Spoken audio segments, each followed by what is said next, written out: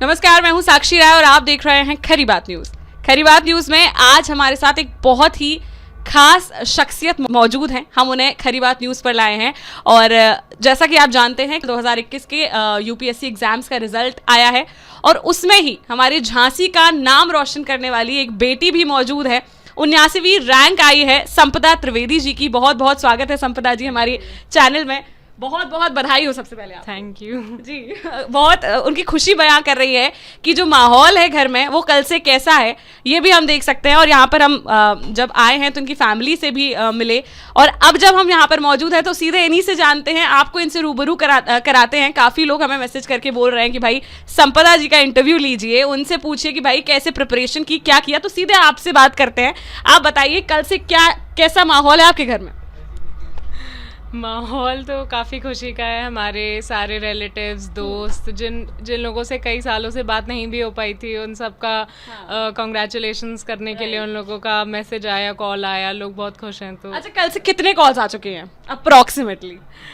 Approximately तो नहीं, हम तो नहीं बता सकते, ये आप हमारे पापा से पूछिएगा, उनके पास आए हैं। हाँ, पापा मम्मी तो 7वें आसमान पे होंगे। जी। अच्छा, कितनी आपका 4th अटेम्प्ट था? जी। कंटिन्यूसली आपने अटेम्प्ट्स दिए? जी। अच्छा, ये बताइए दर्शकों को कि आपने कहाँ से सोचा, मतलब कब आपको ये लगा कि you are structured for this, आप ये करना चाहती हैं या आप कर लेंगी? जी, हमारा बचपन से हमारे बाबा और हमारे नाना बोलते थे कि आईएएस की परीक्षा देनी है, तो हम तब से सोचते थे। तब हमें पता भी नहीं था मतलब कि आईएएस का मतलब क्या होता है।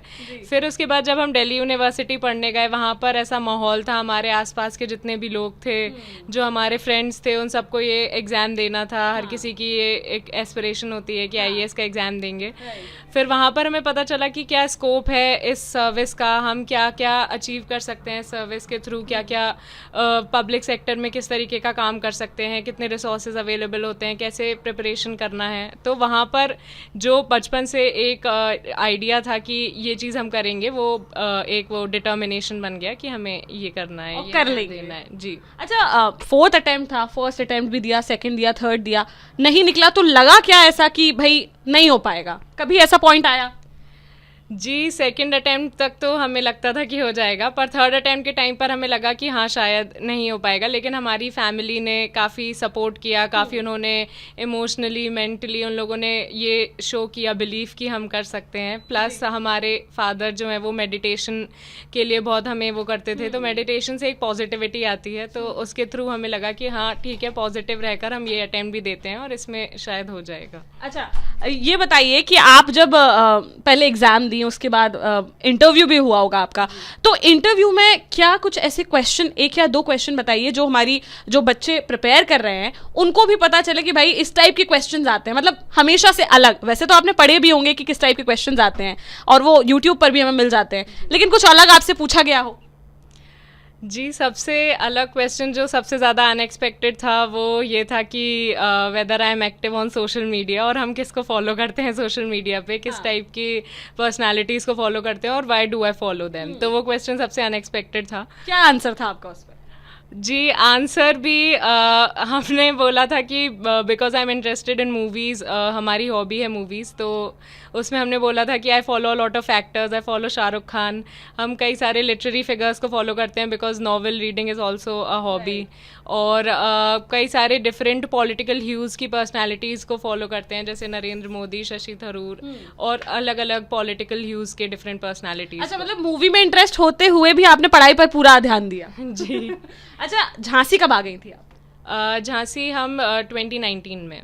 2019 से रेगुलर आप यहाँ पर पढ़ाई कर रही थी? जी।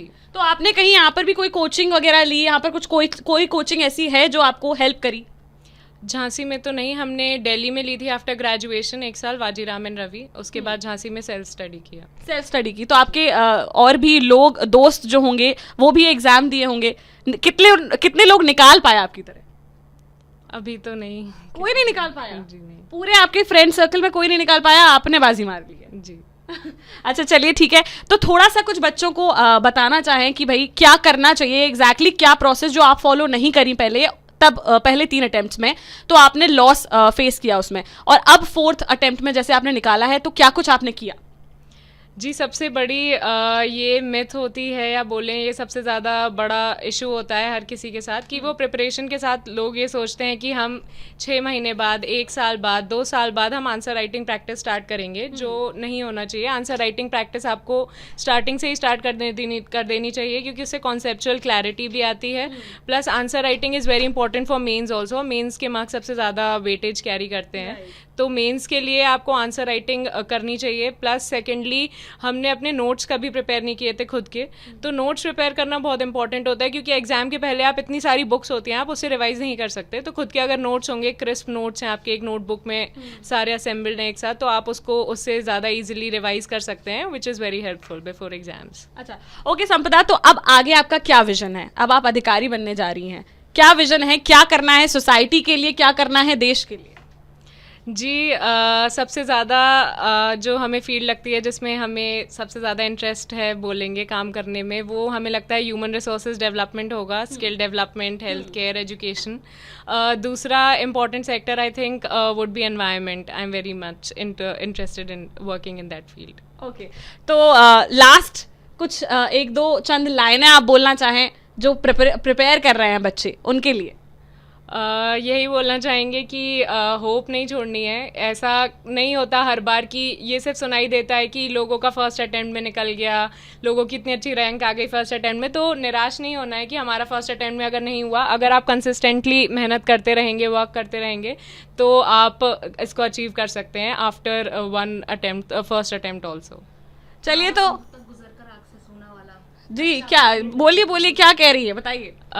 जी, ये हमारे बाबा का एक मुक्तक था, उन्होंने लिखा था, वो कवि थे त्रिभुवननाथ त्रिवेदी, तो उन्होंने एक मुक्तक लिखा था जो बहुत इंस्पिरेशनल हमें लगता था।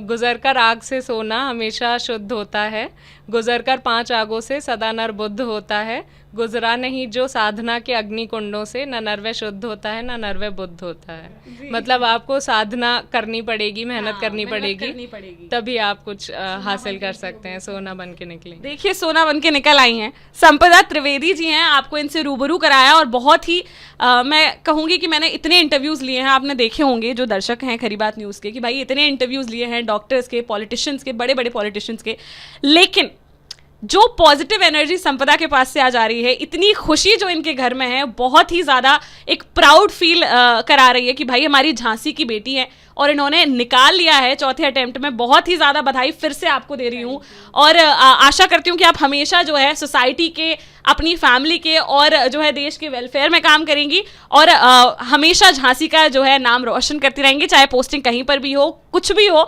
लेकिन झांसी का नाम हमेशा रोशन होता रहेगा। फिलहाल के लिए इतना ही, लेकिन संपदा जी के माता पिता से भी आपको रूबरू कराएंगे। देखते रहिए खरी बात साक्षी राय के साथ। नमस्कार।